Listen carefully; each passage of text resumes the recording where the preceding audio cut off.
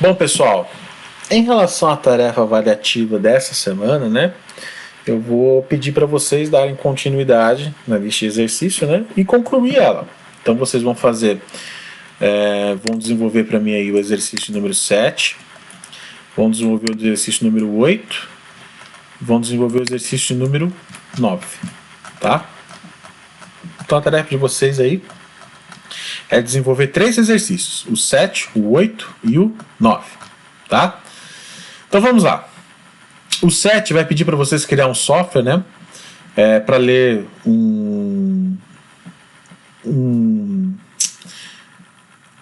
5 valores inteiros, né, e obrigatoriamente diferentes, e no final mostra os valores do vetor que são maiores que a média dos valores digitados, né?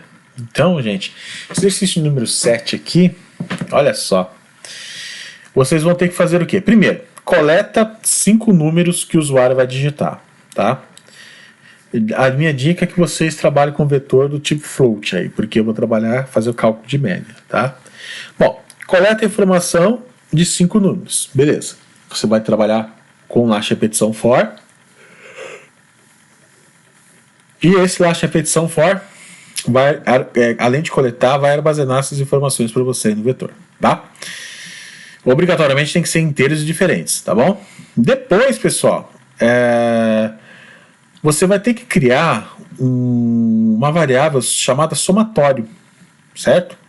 Essa variável somatório você pode pôr no primeiro for, ou você pode colocar um segundo for para fazer uma varredura e armazenar as informações, o somatório, né, de todos os valores que foram armazenados no vetor, tá? Fica a seu critério qual que é a melhor forma aí. Essa primeira forma seria o que? Você já aproveita que o usuário já está digitando, né, os valores para serem armazenados no vetor, você já pega aí um gancho com essa variável chamada somatório, né, para poder somar os números. É um somatório comum que vocês já fizeram, né, em outros exercícios da lista 3, tá? Ou então você põe um for para ler as informações de todos os números que o usuário digitar, no caso aqui são 5, né? E o segundo for para fazer uma varredura nesse vetor e somar todos os números lá dentro, tá? Que estão armazenados nesse vetor, né? Logo em seguida, gente, vocês vão ter que fazer o quê? Vocês vão ter que calcular a média. Então, a média nada mais é do que o somatório dividido, no caso aqui, por 5, tá? Então, esse vai ser o valor da média. São 5 por quê, professor? Porque o enunciado está pedindo para o usuário digitar 5 elementos, né? 5 números. Agora, para testar os valores que são maiores do que a média, gente, não é um bicho de 7 cabeças, né? Você vai colocar mais um for para varrer todo o vetor, e dentro desse for você vai colocar um if, né? O número atual é maior do que a média? Se sim, você coloca um printf para imprimir na tela. Simples assim, tá, gente? Não é nada um bicho de 7 cabeças. Por isso que eu pedi aqui 5 números inteiros e diferentes, né? Senão, por exemplo, se o número 5 aqui fosse digitado 2 vezes, ele ia aparecer aqui 2 vezes, então fica estranho. Por isso que você tem que obrigatoriamente entrar com números inteiros e diferentes, tá? Esse exercício aqui é um exercício semelhante ao exercício de número 5, mas bem mais simples, tá? Porque no exercício número 5 você fez um for dentro de um for. Nesse caso aqui é só um for, e dentro desse for você vai colocar um if, né, para verificar se o número atual é maior do que a média, tá? O número 8, gente, diz o seguinte: que um software solicite ao usuário 4 números inteiros. O programa deverá armazenar esses valores em um vetor e logo em seguida calcular o fatorial de todos os números, né? No final, a aplicação deverá apresentar o resultado do cálculo conforme a formatação abaixo. Então vamos lá. O usuário digitou o número 1, então tem que calcular o fatorial 1. O usuário digitou o número 2, então tem que calcular o fatorial de 2. Ou seja, primeiro o usuário vai digitar todos os valores. No caso aqui são 4 números, né? Então ele vai digitar primeiro o valor 1, 2, 3 e 4, armazenando no vetor. Depois você vai colocar um for para fazer uma varredura, né, em todos esses números que foram armazenados no vetor.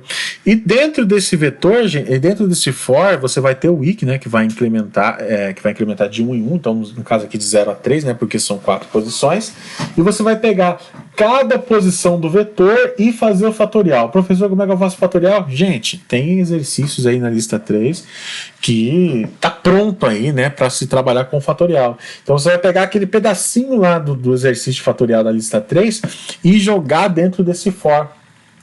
Então você vai pegar o i, o valor do seu i é o número do índice, é o número que vai corresponder ao índice atual do vetor.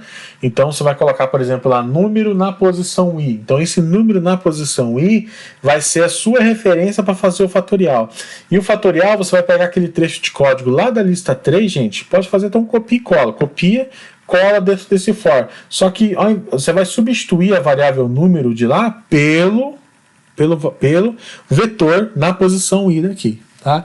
A ideia é basicamente essa. Não pode esquecer também, né, gente, de colocar um pula-linha para ele poder formatar da forma como eu coloquei aqui. Tá? O exercício número 9 já é um pouquinho mais complexo. Né? Ele pede para você criar um software que solicite para o usuário digitar números n, ou seja, n números, né? Ou seja, não sei quantos. Tem que ser números inteiros positivos aleatórios, né? No máximo até 100, e o programa deve calcular o desvio padrão. Né? Como é que é o desvio padrão, gente? O desvio padrão nada mais é do que um somatório. Vocês podem ver aqui que eu tenho um somatório. Né? Então, qual que é a ideia? O somatório é xi. O que é o meu xi? O valor na posição i. Né?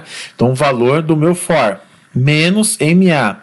Então, seria a média aritmética de todos os dados elevado ao quadrado dividido pela quantidade de dados, né? Então, o que acontece, gente? Primeiro o usuário vai digitar n números. Vamos supor, o usuário digitou 10. Beleza. Então, o seu 10 aqui vai ser o seu n, que é a quantidade de dados, né?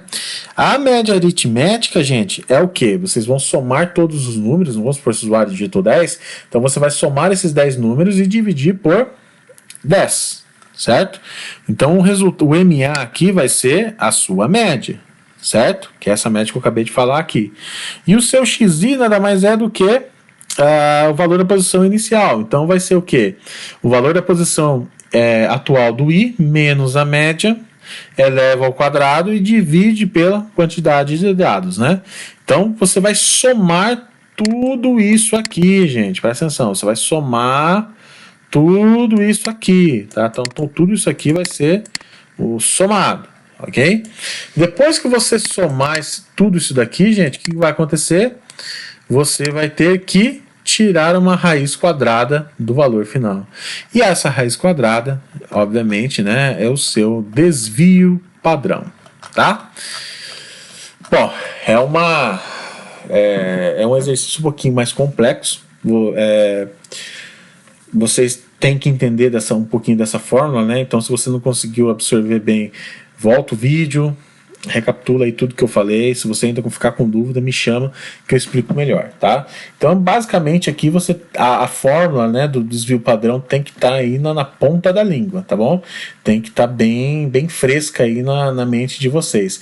Por quê? Porque você tem que saber essa fórmula no detalhe, gente, porque é através dela que você vai desenvolver a codificação, tá?